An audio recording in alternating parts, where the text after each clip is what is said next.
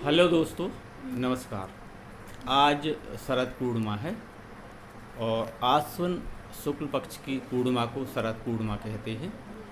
तो आज के दिन माँ लक्ष्मी का जन्मदिन मनाया जाता है और उन्हें प्रसन्न करने के लिए पूजन विधि का भी विधान है। लोग महिलाएं आज उनका व्रत रखती हैं और हमारे घर में भी आज माँ लक्ष्मी का पूजन है। तो आइए आज हम आप लोगों को दिखाते हैं। हमारे यहाँ भी मैडम जी आज पूजन के लिए तैयार हुए हैं।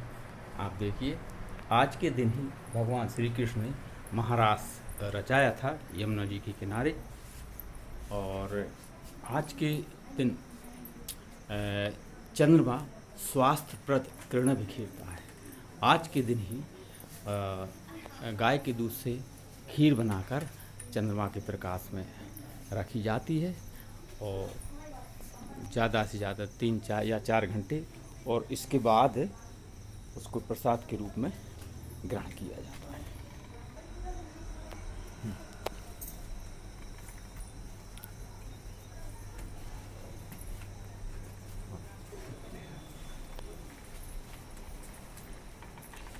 शरद पूर्णिमा के दिन चंद्रमा अपनी शीतलता बिखेरता है और स्वास्थ्य पर किरणें देता है। शास्त्रों के अनुसार आज के दिन चंद्रमा अमृतमय किरणें पृथ्वी पर बिखेरता है। कहा जाता है कि आज के दिन गाय के दूध से खीर बनाकर उसमें चंद्रमा के प्रकाश में रखें और कुछ घंटों के बाद माँ लक्ष्मी को भोग लगाकर उसको प्रसाद के रूप में ग्रहण करें। आज हमारे यहाँ भी माँ लक्ष्मी की पूजन का विधान है। तो यहाँ सभी लोग तैयारी कर रहे हैं, बाकी लोग भी आने वाले हैं। आप लोग भी देखें, पूजन विधि स्टार्ट होने वाली है और देखें और भी लोग आ रहे हैं। शरद पूर्णिमा के दिन माता लक्ष्मी का व्रत और पूजन करने से व्यक्ति को आरोग्य, सुख, समृद्धि और धन धान की प्राप्ति होती है। माता लक्ष्मी के प्रसन्न हेतु ये व्रत किया जाता है। उसकी कथा भी की जाती है। कथा मतलब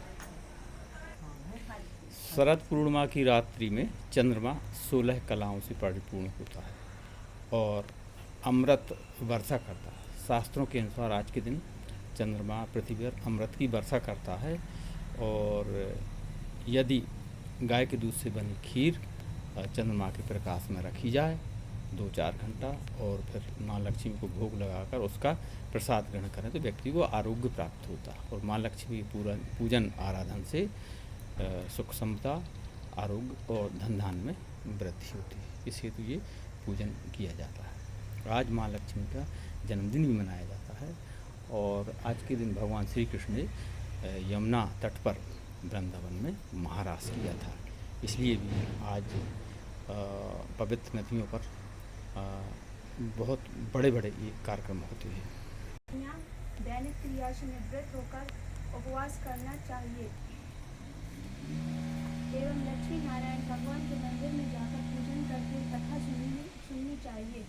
इस व्रत को करने से मन की इच्छाएं पूरी होती हैं एवं रोग रहित धन, पुत्र, विद्या तथा मनोवांछितों की प्राप्ति होती है। इस व्रत के करने से परिवार को सुख एवं शांति मिलती है। इसलिए यह व्रत सर्वश्रेष्ठ और अति फलदायक सब स्त्रियों के लिए है।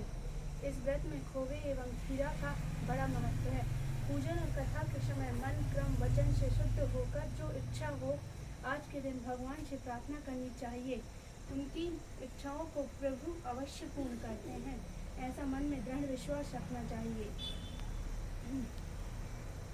आदि श्री शरद पूर्णिमा व्रत कथा प्रारंभ। मृत्युलोक का भ्रमण कर रहे थे। मृत्युलोक में पीड़ित मानव की दशा देखकर नारद जी सीधे विष्णु लोक को गमन करते हैं।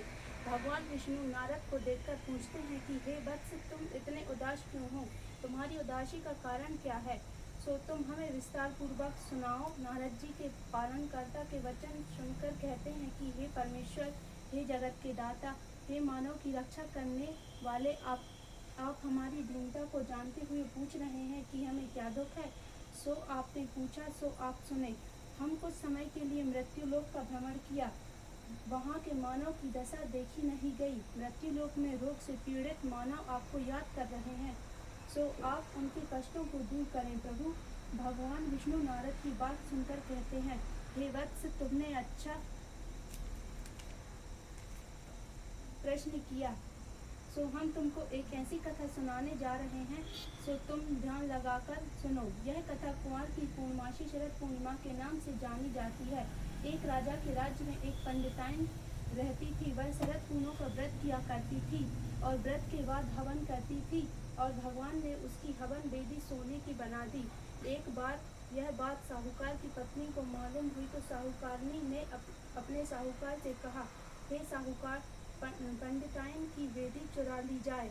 वेदी साहूकार ने उठाकर मिट्टी की रख दी। सुबह होते ही पंडिताइन ने देखा कि सोने की वेदी की जगह मिट्टी की वेदी पाई गई। पंडिताइन बोली, हे भगवान, जो मेरी हवन वेदी ले गया हो वह मिट्टी की हो जाए, मेरी सोने की हो गई। इतना कहना क्या था कि वेदी सोने की हो गई। साहूकार